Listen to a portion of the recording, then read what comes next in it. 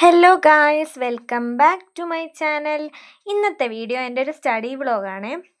സ്കൂളൊക്കെ തുറന്ന് എല്ലാവരും പഠിക്കുന്ന ആ ഒരു മൂഡിലിരിക്കുമല്ലേ. അപ്പം ഇന്ന് എൻ്റെ ഒരു സ്റ്റഡി വ്ളോഗ് എങ്ങനെയാണെന്ന് കാണാം. പക്ഷേ എനിക്ക് എക്സാമാണ് നെക്സ്റ്റ് വീക്ക്, അതുകൊണ്ടാണ് ഞാൻ ഇപ്പോൾ ഒരു സ്റ്റഡി വ്ളോഗ് ഇട്ടിരിക്കുന്നത്.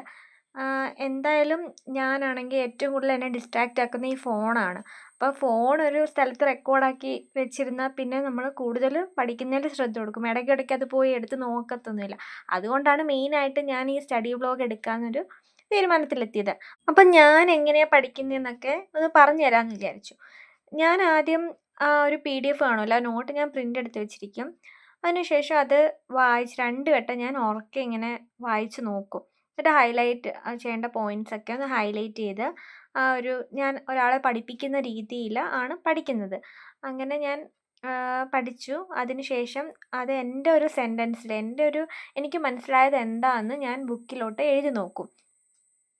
അതേ സെൻറ്റൻസ് നമ്മൾ പഠിച്ച രീതിയിലൊന്നും ആയിരിക്കത്തില്ല. പക്ഷെ നമ്മുടെ ആ ഒരു സെൻറ്റൻസിൽ നമ്മൾ നോട്ടിലോട്ട് എഴുതി നോക്കും. ഗ്രാമറൊന്നും നമ്മൾ അതിനെക്കുറിച്ച് ബോധറാവാതെ എന്താണോ എനിക്ക് ആ ടോപ്പിക്ക് പഠിച്ചതിൽ നിന്ന് മനസ്സിലായത് അതൊന്ന് എഴുതി നോക്കും. അങ്ങനെയാണ് ഞാൻ പഠിക്കുന്നത്. മോസ്റ്റ് ഓഫ് ദ ടൈം അത് കറക്റ്റായിട്ട് വരാറുണ്ട്.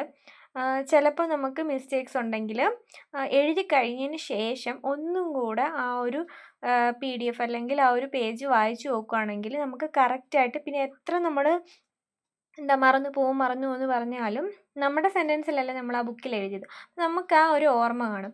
അങ്ങനെയാണ് ഞാൻ ഓരോ ടോപ്പിക്കും ഇങ്ങനെ പഠിക്കുന്നത്. കുറച്ച് നേരം കഴിയുമ്പം നമുക്ക് ഡിസ്ട്രാക്റ്റഡ് ആവും. എപ്പോഴും നമ്മൾ ഹൈഡ്രേറ്റഡ് ആയിരിക്കണം.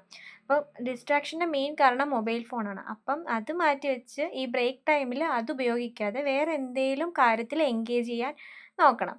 ഇപ്പം 5 മിനിറ്റ് ബ്രേക്ക് എടുക്കുമ്പോൾ നമുക്ക് ഒന്നെങ്കിൽ ഒരു വാക്കൊന്ന് മുറിയിൽ തന്നെ അങ്ങോട്ടും ഇങ്ങോട്ടും നടക്കാം. അതുപോലെ വേറെ ഞാനിപ്പോൾ ഒരു റുബിക്സ് ക്യൂബ് എൻ്റെ അടുത്ത് വെച്ചിട്ടുണ്ട്. അപ്പോൾ അത് ഒന്ന് സോൾവ് ചെയ്യാം. അങ്ങനെ ഡിസ്ട്രാക്റ്റഡ് ആവാൻ തോന്നുമ്പം നമ്മൾ ഫോൺ മാറ്റി വെച്ച് അത് യൂസ് ചെയ്യാതെ വേറെ എന്തെങ്കിലും എൻഗേജ്മെൻ്റ് ആക്കി, ഇങ്ങനെയൊക്കെയാണ് ഞാൻ പഠിക്കുന്നത്. അപ്പം നിങ്ങൾക്ക് വേറെ ഐഡിയ ഉണ്ടെങ്കിൽ പറയണം. അപ്പം ഇന്നത്തെ വീഡിയോ ഇത്രയേ ഉള്ളൂ. ഇഷ്ടപ്പെട്ടാൽ ലൈക്ക് ചെയ്ത് സപ്പോർട്ട് ചെയ്യണേ.